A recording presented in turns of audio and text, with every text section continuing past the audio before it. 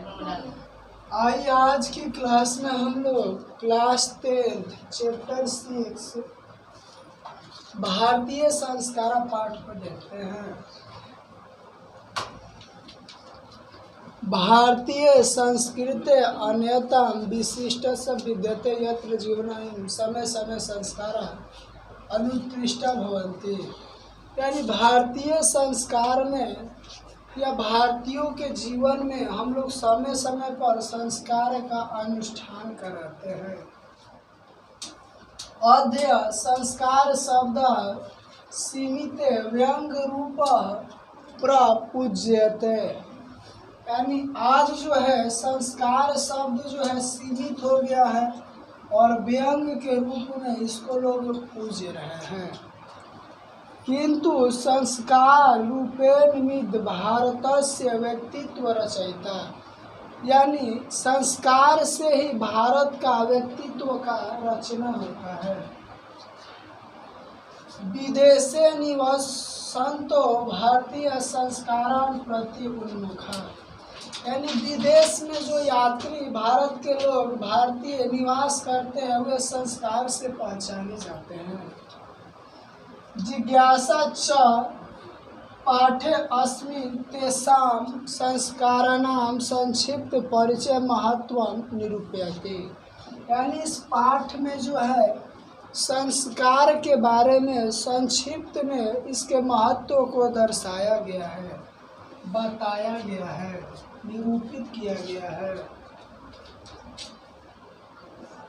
भारतीय जीवने प्राचीन कालतः संस्कार महत्व धारयत्। यानी भारत के लोगों के जीवन में पुराने समय से ही संस्कार का महत्व रहा है। यानी भारत के लोग बहुत पुराने समय से ही संस्कारी रहे हैं, संस्कार को लेके चले हैं। प्राचीन संस्कृति विज्ञानम संस्कारे भी जाते। पुराने समय से हम लोग संस्कार के बारे में जानते हैं और पुराने समय के संस्कारों को अच्छे संस्कारों को लेके चलते भी हैं। अत्र ऋषीणां कल्पासित यत्र जीवनस्य सर्वेषु मुख्या अवश्यो वेदा मंत्रं पाठं वरिष्ठानां आशीर्वादः होमः परिवार सदस्यानां सम्मेलन च भवेत्। यानी जीवन में हम लोग जब भी कोई शुभ अवसर होता है तो ऋषि मुनि को बुलाते हैं अपने जीवन में और वेद का पाठ करवाते हैं, वेद पढ़वाते हैं, पाठ पढ़वाते हैं।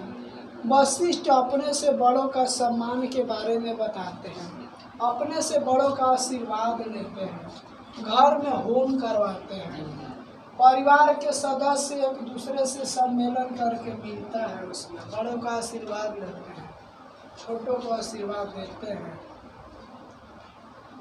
तत् सर्वे संस्काराणाम अनुमेष्टति संभवति। तब जाके संस्कार का अनुष्ठान होता है, संभावना होता है। एवं संस्कार महत्व धारण। संस्कार से ही हम लोगों का महत्व का धारण होता है। किंचित संस्कार रूपेण मौलिक अर्थ परमार्जन समरूप गुण धन रूपेश विधेयन्ते।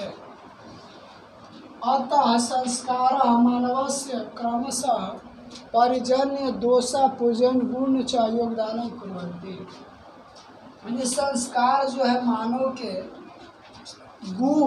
गुण और दोष के बारे में, दोनों के योगदान के बारे में परिचय कराता है या उसके बारे में बताता है।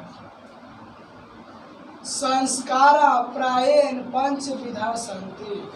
संस्कार प्रायः 5 प्रकार के होते हैं। जन्म पूर्व संस्कार, शैशव संस्कार, शैक्षणिक संस्कार, गृहस्थ संस्कार और मरणोपरांत संस्कार। यानी मुख्य रूप से संस्कार 5 प्रकार के। पहला हो गया जन्म पूर्व, यानी जन्म से पूर्व जो होता है 3 गो होता है। दूसरा हो गया शैशव जो 6 गो होता है। शैक्षणिका ये हो गया 5 गो। गृहस्थ में 1 गो होता है, विवाह लास्ट में, और 2 जो मरण होता है। अब देखते हैं फिर जन्म से पूर्व को 3 गो,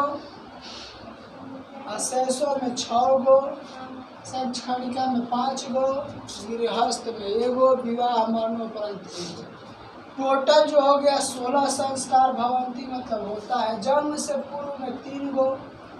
गर्भधानम, गर्भधानम कहने का मतलब कि जब माँ के गर्भ में बेटा पलता है तो उसको गर्भधानम बोलते हैं।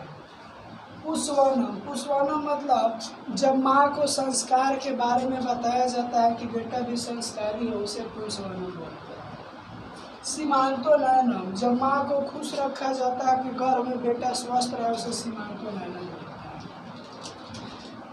चेती त्रय भवंती, यही 3 गो संस्कार है जन्म से पूर्व। अत्र गर्भ रक्षा, यानी गर्भ की रक्षा के लिए जो हो गया गर्भधानम। गर्भ अस्थस्य मतलब गर्भधानम। संस्कारोपण मतलब संस्कार सिखाया जाएगा तो पुष्वनम। गर्भ सच प्रसन्न मतलब प्रसन्न के लिए तो सीमांतो नयनम, पहले ही चीज़ों को हम बता दिए थे। शैशव संस्कार, शैशव अवस्था में 6 गो संस्कार होता है, 6 को देख लेते हैं फिर क्रमशः। पहला हो गया जात कर्म, दूसरा हो गया नामकरण, तीसरा हो गया निष्क्रमण, चौथा हो गया अन्नप्राशन, पांचवा हो गया चूड़ाकर्म, छठा हो गया कर्ण वेदनम। क्रमशः भवंती, क्रमशः मतलब यही लगातार 6 गो। पहला है जात कर्म, मतलब कोई भी व्यक्ति होता है तो किसी न किसी जात से होता है। दूसरा हो गया नामकरण, उसका कुछ न कुछ नाम होता है। तीसरा हो गया निष्क्रमण, माँ के गर्भ से आता है तो उसको निष्क्रमण बोलते हैं। अन्नप्राशन, पहले अगर भोजन करता है तो उसको अन्नप्राशन। चूड़ाकर्म कहने का मतलब कि मुंडन होता है, उसको चूड़ाकर्म बोलते हैं।